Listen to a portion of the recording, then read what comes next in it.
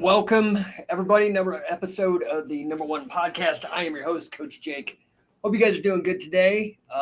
Man, I'm fired up, fully caffeinated, ready to rock and roll.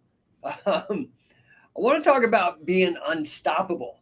What's up, Timmy Thrashin, Shah Najif, NEMS, Defensive Fighting Systems, Adam Conda. What's up, brother? Haven't seen you in a minute. Got some California. What's up, Yuri, AJJ, Hearns, Regalito? What's up, man? Shaylash, Honey, Vishal, Timmy Thrashin. You kind of look like James McAvoy. Dude, I want to get like McAvoy in Glass. Did you see the dude? He's like, whoa! He's like, I'm not ready. I'm not there, dude. He's jacked. Maybe I'll go to my doctor because I'm 50. I'll get some of that testosterone replacement blow up. But I appreciate it. I'm going to take that as a compliment. Maybe, I don't know. Maybe he's ugly. I don't know. But I appreciate you. Yeah, McAvoy, he's cool. Wasn't he Professor X too?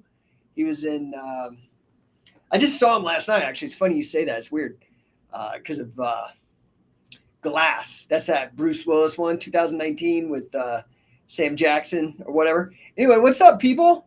What you doing, man? What's going on today? Hit me up in the chat. That's the way to talk. Secret Juice, total compliment. Thanks, Timmy. I appreciate it, dude. Yeah, so today I want to talk about being unstoppable. All right. So if we're going to be talking about superheroes like that Glass movie and McAvoy, Professor X, all that, how do you get to be unstoppable? There is a phrase that has served me well my entire life, and I would like to share it with you. It rhymes. It's not a rap. Maybe it could be a rap. From what I understand, it's originally from Calvin Coolidge, which I don't know if he wrote it or he had a speechwriter write it.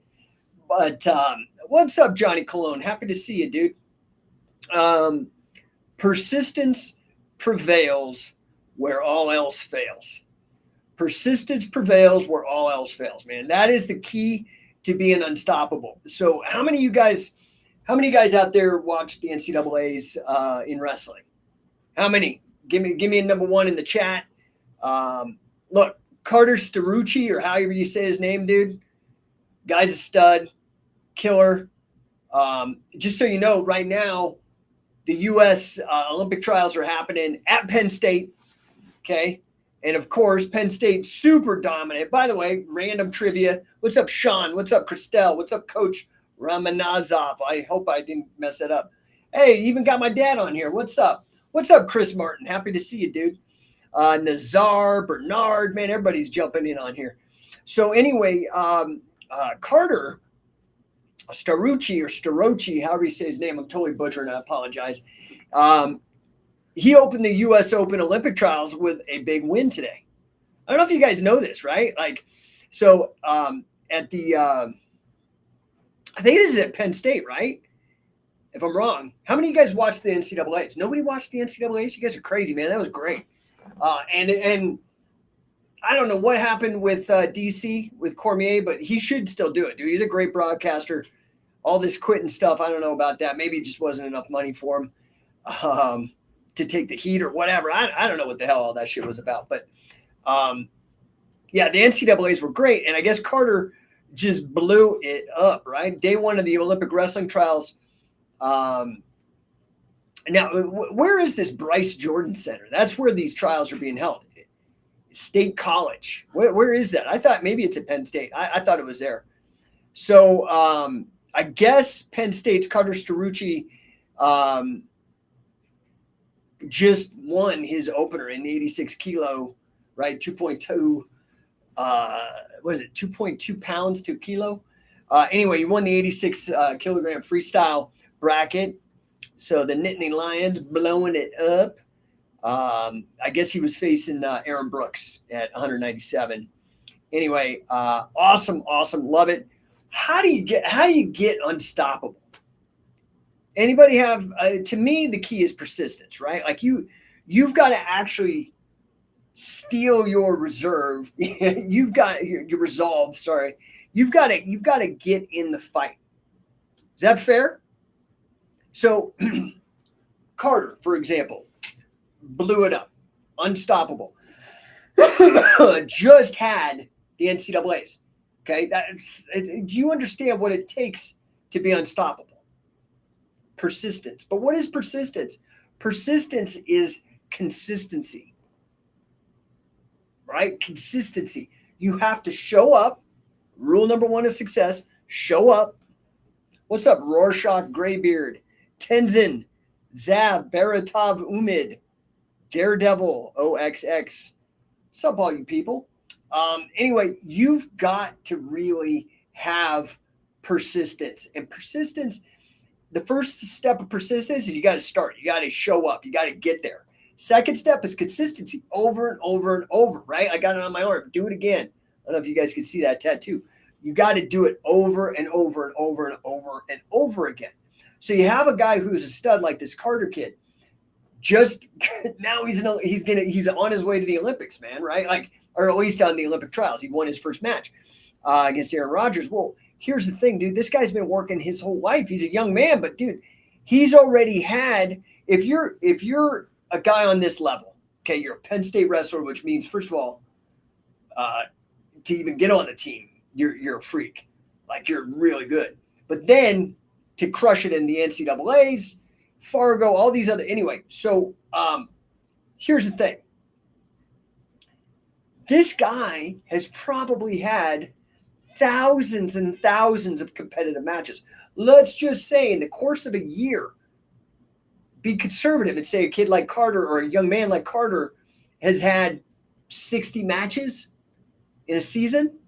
And I don't know when he started. I don't know his whole story, but let's say he started in 8th grade, 8th, 9th, 10th, 11th, 12th, freshman, sophomore, junior, senior. Now we're almost 10. Let's just call it 10 years, just guessing. 10 years, 600 matches, if we're doing just the rough math. And he's probably, and that's not counting practice. So this guy has done this tens of thousands of times. It's about momentum. This is why you've got to, what is momentum? Momentum is a body in motion tends to stay in motion. Physics, science. You got to get in motion. And you got to start getting into where you're winning, right? Do you guys know the story of Do It Again? Why I got the tattoo? Why I have another podcast that's wrestling oriented called Do It Again podcast. Do you guys know? Do you know this? Why? What is the story behind Do It Again? Okay, so the story behind Do It Again is that, I was very fortunate. I've spent most of my adult life seeking out the best coaches that I possibly could to learn from so that I could then carry on the torch. And I've done the best I can. So guys like Carl Gotch, Billy Robinson, Wade Chalice, all of these guys, Grant Cardone, right? Johnny Colon says Billy Robinson would make you do it again. That's the beginning of it, right? So the beginning of it is that you mess up and you don't do it right. And your coach, in this case, my coach, Billy, would be like, do it again. Over and over and over. Now, fortunately, I think I was a quick learner. I've never heard Billy give any compliments. And the only compliment I ever heard him give, really honestly, other than you did it right, but like an actual compliment, was actually me, which blew my mind. After 7 years working with him, he said, I was a great learner. And to me, that was the biggest compliment that Billy could give a person, because he believed the key to success in wrestling was learning how to learn. You can go hear him talk about this stuff. I've documented a bunch of it.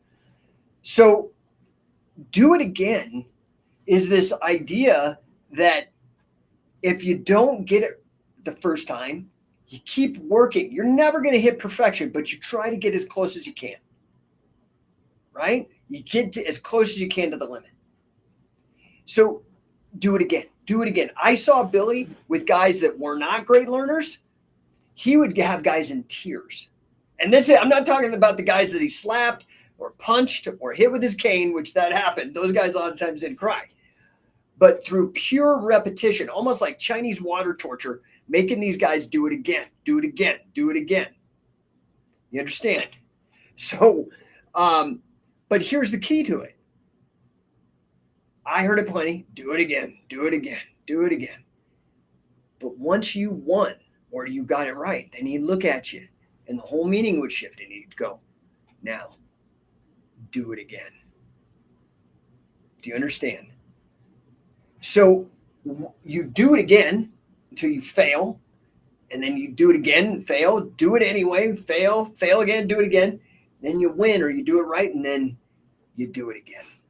And that's the lesson, one of the big lessons of wrestling. I say this all the time. I think the number one greatest form in human history of personal development is wrestling. I believe it's the hardest sport. And in particular, catch as catch can. I do believe that amateur catch as catch can is probably the hardest sport that's widely adopted right now. That's folk style, American folk style wrestling. But catch as catch can adds the submissions back in, so it's even more brutal. Okay. That said, I do believe that catch as catch can wrestling and its derivatives, many of them, there's a lot of them, freestyle, folk style, grappling, MMA, professional wrestling.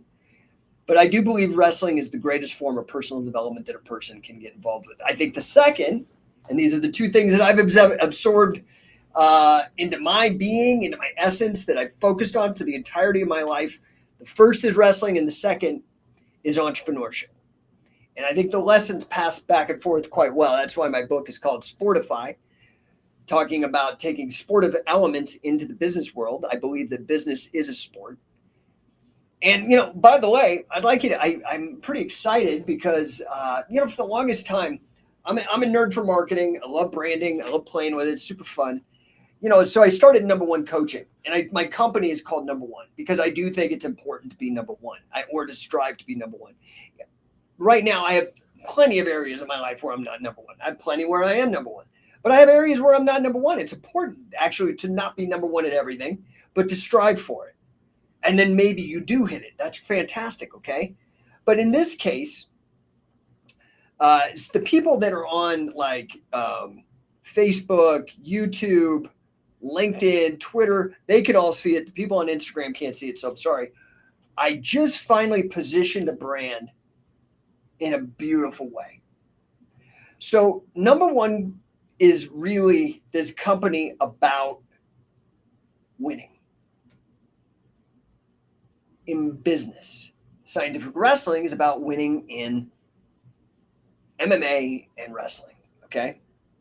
So now, for the longest time, if I say No1 Coaching, nobody could understand the business side of it. And then because I'm so strongly associated with catch as catch can, everybody thought it had to do with grappling. And, I've had websites to try to explain this and started a whole podcast to try to explain. This is a positioning issue, my brand position and the way I'm entering the market. And you guys can see in the ticker below for everybody that's not on Instagram.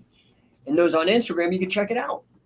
Chief Revenue Coach. I've been playing with this concept, but I love it because it's really, in essence, what I do. What I do on the business side, and you can go to Chief Revenue Coach, see all the testimonials, all the business owners that I've helped blow their business up.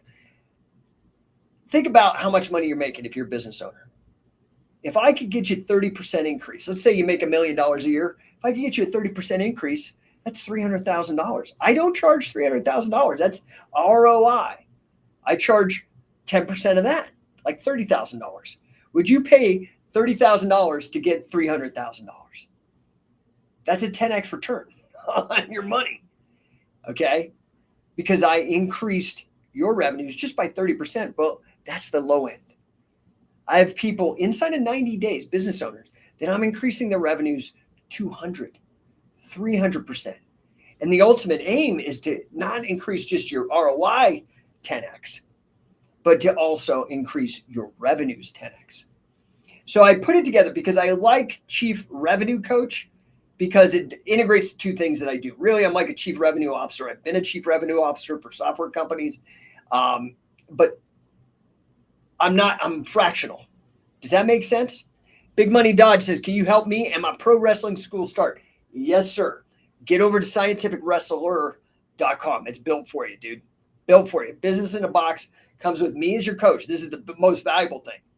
Okay. At a fraction of what I charge other people, because you're going to be on my mission with scientific wrestling.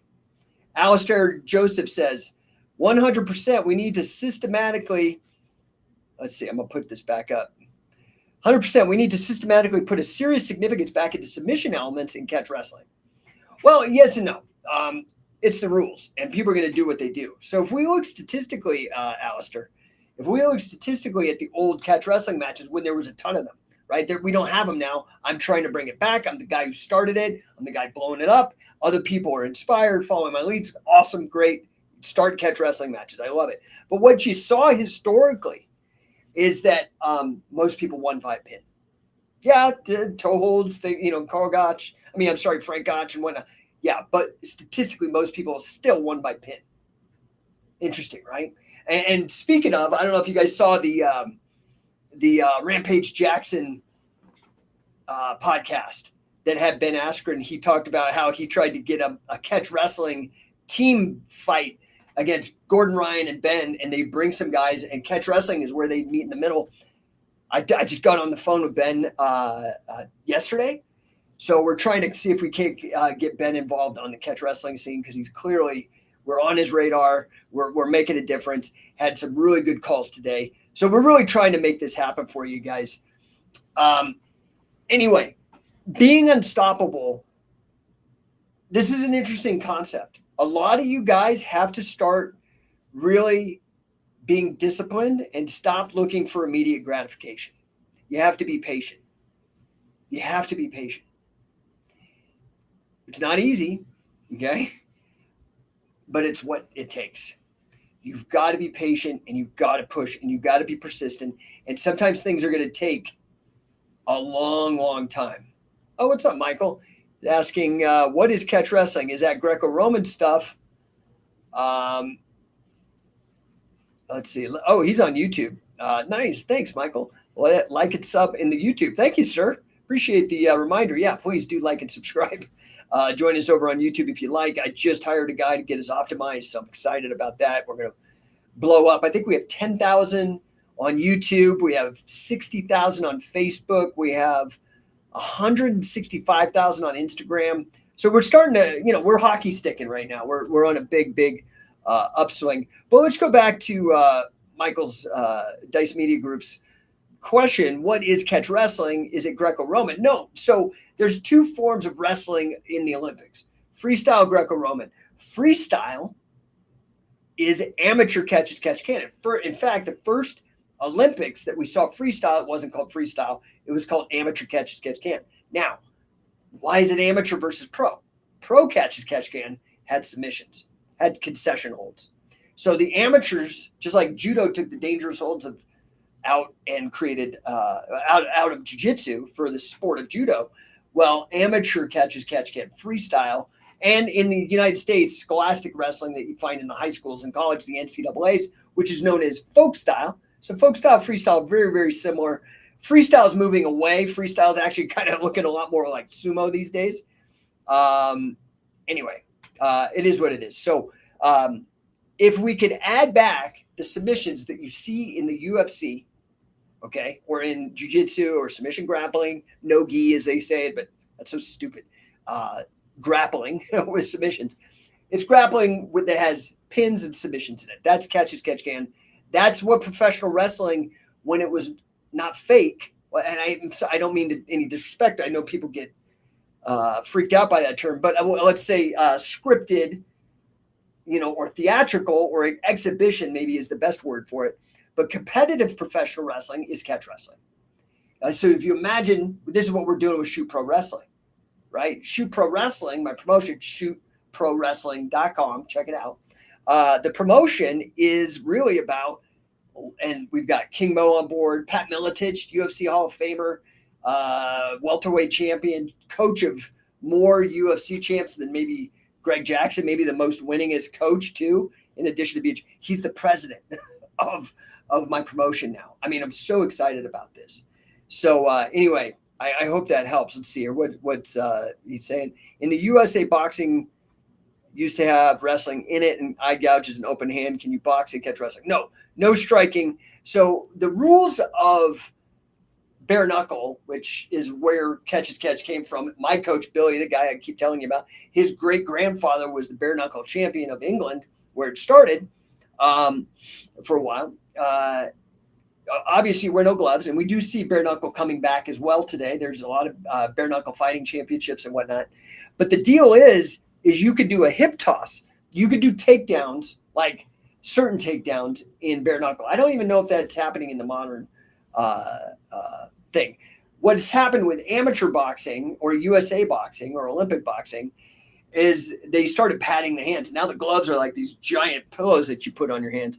Ironically, they think it helps you, but it doesn't. It just makes you, it protects the hand, not the head. So now people are actually getting more concussions in boxing than they do in bare knuckle boxing. Ironic. It's the same thing with rugby. Rugby doesn't have any pads. They have fewer concussions because people don't hit as hard, right? Because in football, American football, you can really lay into each other in a way that you can't with rugby. I mean, I'm not saying rugby, they still beat the shit. I prefer rugby. I happened to be in England teaching catch, touring when we used to tour the UK. We did that every year for 10 years, but we fucked it up with lockdowns. We're trying to get back. If you can get us back, get us back. I'm going to bring a great crew. Marty Jones joins us, who was the first crew of Billy Robinson trained wrestlers. And then I got the last crew of Billy Robinson trained wrestlers. But anyway, we were over there, and it happened to be during a rugby championships. And dude, I was hooked. I'm like, this is the shit. I wish that we had rugby. I know I still like football. I still, especially with Coach Prime, man, I'm totally back in it. So anyway, I'm totally getting off topic. What's up, Carmen? Long time no see, brother. Hey, what questions do you have for me? I mean, I could go on and on talking about it.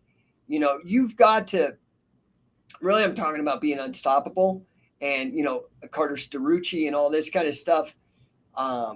Yeah, congrats to Carter on his Olympic trials. You've got to be unstoppable on everything, though. Here's another thing that I think people are missing. Let's say you're a business guy. Let's say you're not in wrestling. Let's say that you want to be one of my clients and have me as your chief revenue coach.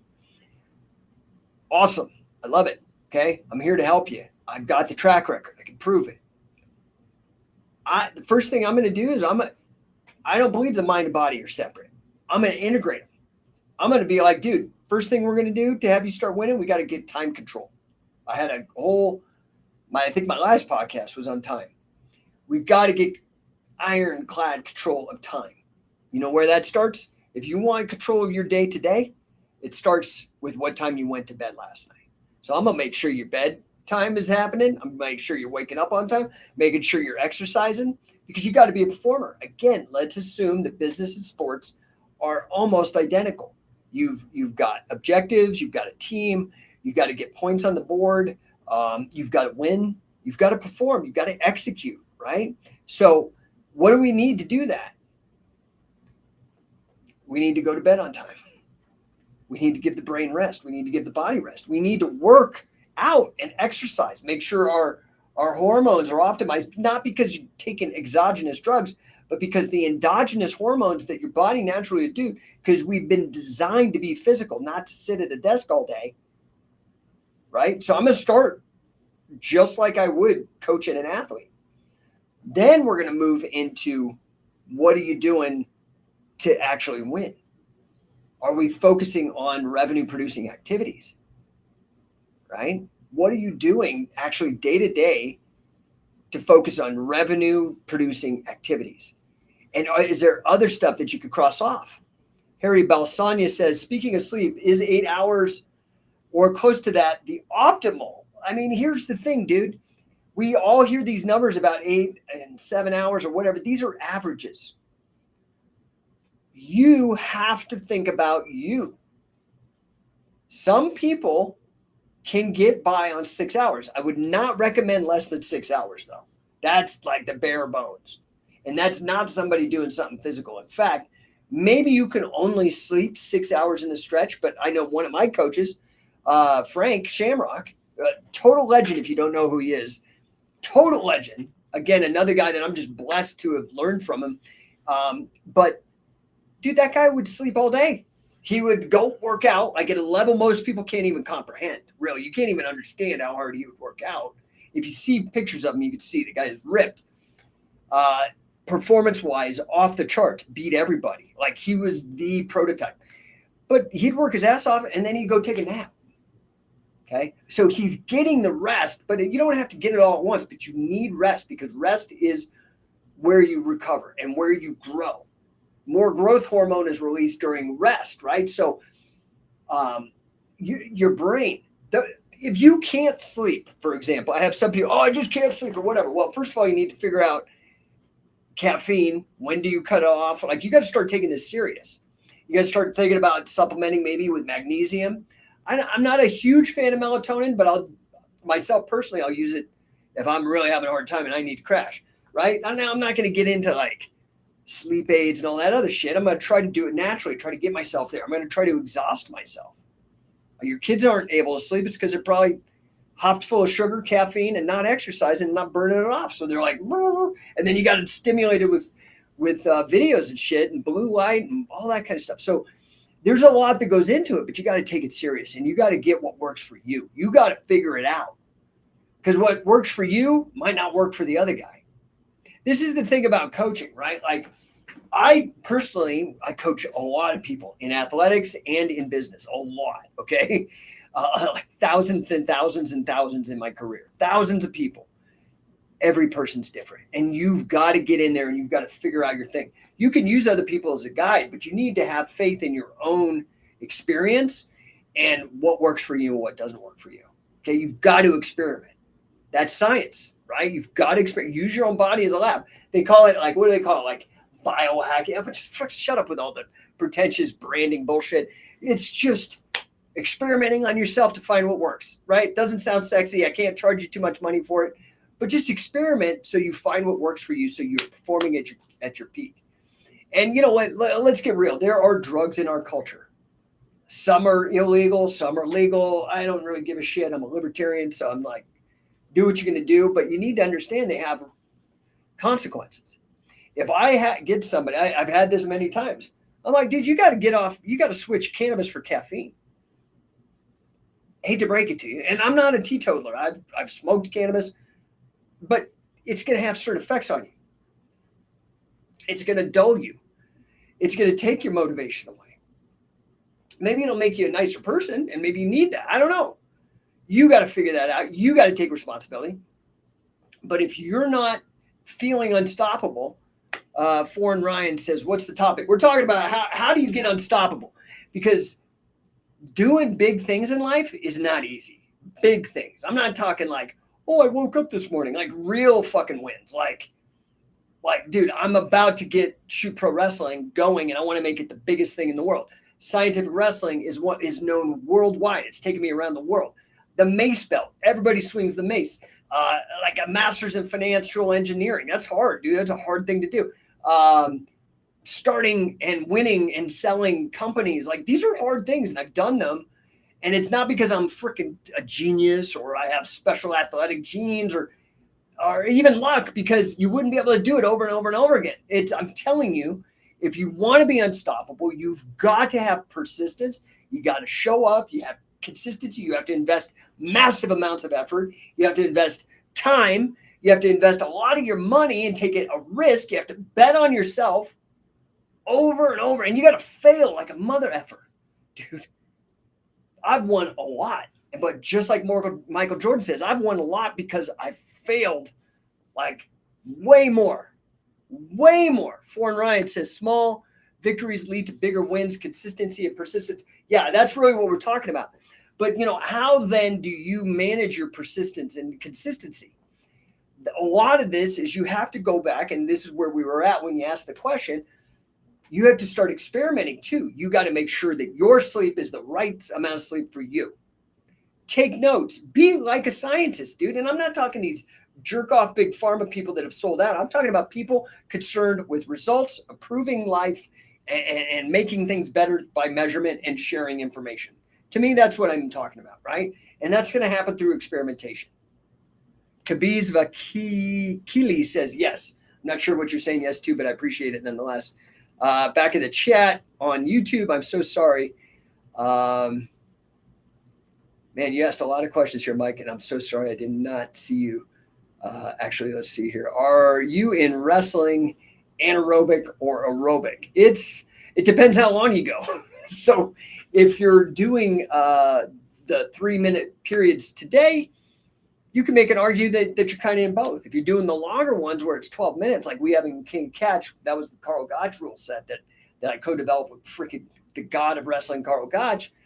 12 minutes, dude. You could be really going into aerobic when you do that, right? Let's see here. Stellar Steven, I work overnight, woke up earlier than I wanted, but at least I caught the stream. Dude, okay, can I tell you something? You people that are working overnight, I get it. The money pays, but that's one of the worst things you can do for yourself. It's so hard because you're fighting your circadian rhythm, dude. You're fighting what you were designed to do. You're not designed to sleep all day. Even if you're up all night, it messes with your metabolism. It makes it difficult. If you can find, I've had to help people out of this. If you can find a gig that's during the day, do it. Dice Media says revenue producing activity. Watch Jake on the regular 6 minutes a day. There we go, brother. All of that's going to do, and really is what is coaching? What is coaching? Yeah, you're hiring somebody who is going to expose your blind spots. Maybe you're not able to see them. They're going to help you with strategy. They're going to, they're on your team to help you win. That's invaluable. But I think the most valuable thing is the accountability. This is to me why people get serious about stuff. They hire a coach. And I'm telling you, dentists hire other dentists, doctors hire other doctors, and even coaches have coaches. Okay? Because sometimes you need somebody to kick you in the ass to get going. Dice Media, if you are so stressed in real life that you have to have something that causes you to forget the pain, we need to work on that so you could succeed. So there's distress and eustress. Eustress is positive stress. That's like when you do bench press or a bunch of push-ups and it destroys the muscle. It's stress. It's bad, but it's beneficial because you grow back stronger. Right? Hormesis or Nassim Taleb's attempt to rebrand the whole fucking thing, anti-fragile. Hormesis has been around before, so I think it's better. So you want to make sure that you're in eustress or in hormesis, in this positive beneficial stress, not negative stress. But yeah, dude, you got to get control of your time. Where are you allowing certain people that are drama that are causing you stress? Get rid of it. Are you doing dumb things like drugs or gambling or chasing women and it's not constructive? Get rid of it, dude. You've got to start developing discipline. It all starts with showing up, consistency, doing it when you don't feel like doing it. And that's why you sometimes have to get a coach, because maybe sometimes you're negotiating with yourself. What's Kobe Bryant say? He doesn't negotiate with himself. A lot of people give in. PPS.sev. What is main difference between BJJ and catch, especially in relation to fight sports such as MMA? Thank you. Okay, so why is everybody so excited about Catch Can? Right? If you go to my page, scientificwrestler.com, you see all the big names talking about how great it is and all this stuff. And why am I convinced of it? Why was I an early adopter? What is the difference between BJJ and catch? Anybody else want to field that? I'm sure there's people out there that would love to that know that, because I've been trying to explain this for 20 years. I'm going to give you a couple of different angles to look at this. First of all, the rule set is different.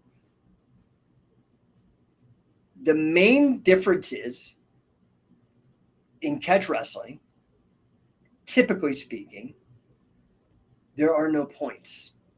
So I don't even know the IBJJF rule set that well, but getting mount, who gives a shit? Okay, some people get points or taking somebody's back. Amateur wrestling has points. Catch doesn't have points typically. Professional catch, not amateur catch. The pin is probably the biggest thing. Okay, The other thing is how is it practiced? So wrestling, there's no gi.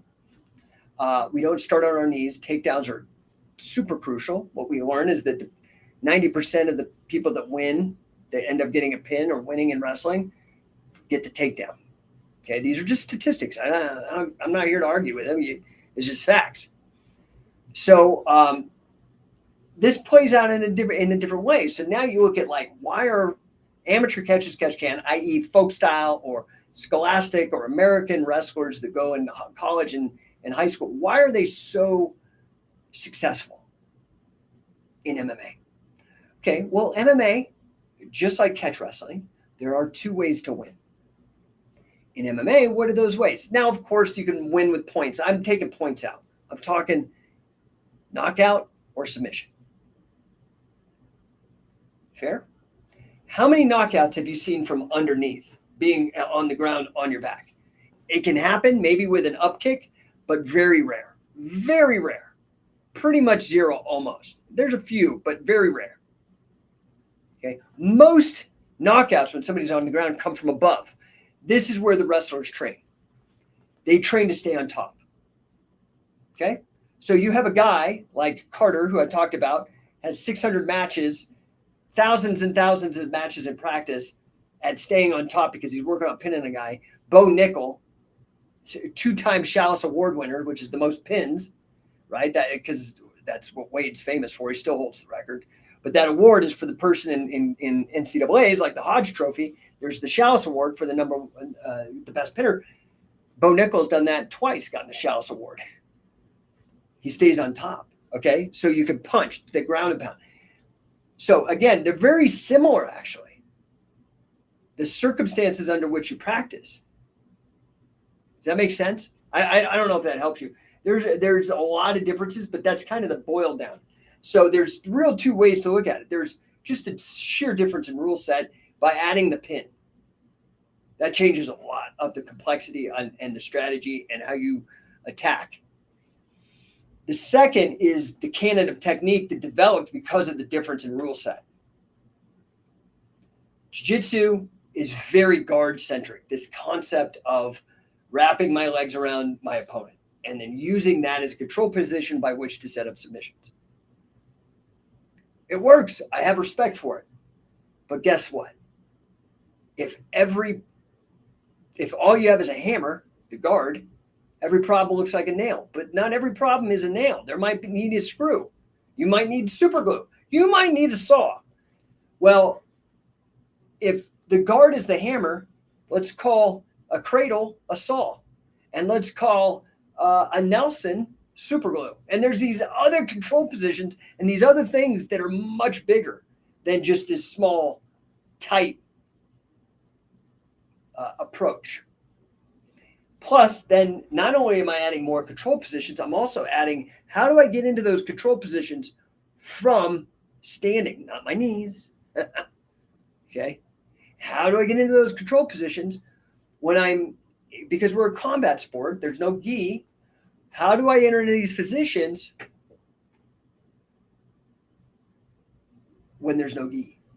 So there's all this stuff that the jiu-jitsu guy, they have to make up words in their mind because it's like this brainwashed cult. No gi. Just call it grappling, dude. The word's been around. Why you got to call it something that don't even exist? It's a Japanese word and an English word. And it's this cliquish, in-group, cultish languaging. It's just ridiculous. Anyway, I don't know if that helps you guys, but I've got to jump. I got a big day, a lot of stuff going. If there's any other questions, you guys hit me up. You can hit me in the DMs. Of course, you guys want to get involved, get on the mission with us. scientificwrestler.com is where to go.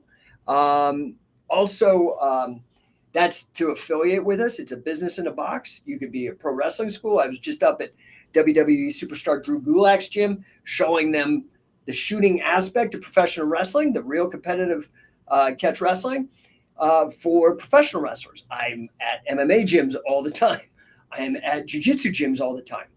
Scientific Wrestler, if you're any of those people, we're there to help you because you're helping us. It's a business in a box. It's an ROI designed to help spread the mission that we're on, and that's catch as catch can, right? So Mike is throwing up a bunch of stuff. Yeah, you're the whole point is the finish, right? Like, how are you going to win?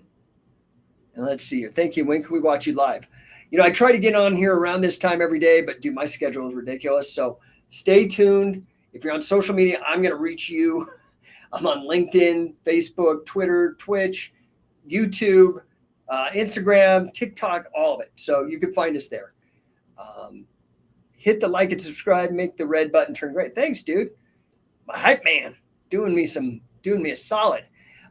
Guys, you got any questions about business? Head over to Chief Revenue Coach. You can make an appointment. You can hit me in the DMs. I will help your business grow. I will. It's what I do. I'm essentially a fractional chief revenue officer. I'm going to help you with your marketing. I'm going to help you with your sales. I'm going to help you with your operations. I'm going to help you with your staff to get everybody aligned to make you money. Okay, instead of just cashing a check, make sure they're engaged. You're going to make sure that you're approaching the people that are qualified buyers. There's a whole deal to it. So I'm happy to talk to you. I'm happy to help you.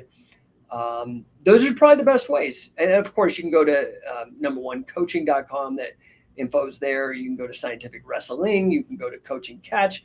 We've got events coming up. I'm heading out to Florida to the Shoot Dojo Hawaii. Jazz Iglesias, man, super excited. He's old school grappling guy. I think he might be the first guy out there in Hawaii. So we're excited to go to his place. If you're anywhere nearby, you want to go to a tropical place, get a working vacation, come out and join us. Also heading out to Canada, heading out to Virginia, heading out to Orlando soon. Anyways,